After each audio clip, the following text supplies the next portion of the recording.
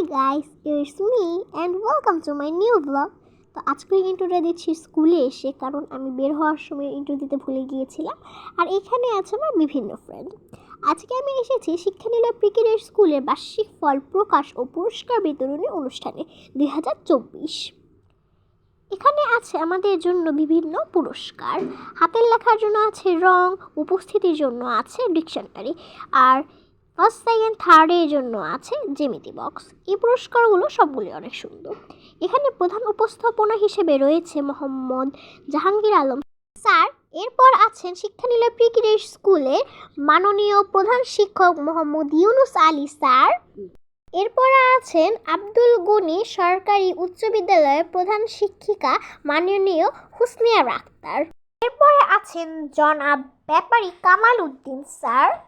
এরপরে আছেন বাবুল রিনা ফাউন্ডেশন থেকে জনাব মোহাম্মদ বাবুল আক্তার মঞ্জুর স্যার। সবাই খুব সুন্দর করে তাদের মূল বক্তব্যগুলো পেশ করেছেন।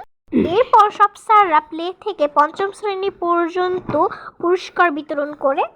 এটাই ছিল আমার ভিডিও। আমার ভিডিওটা ভালো লাগলে লাইক, শেয়ার এবং সাবস্ক্রাইব করবেন। Thanks for watching. বাই।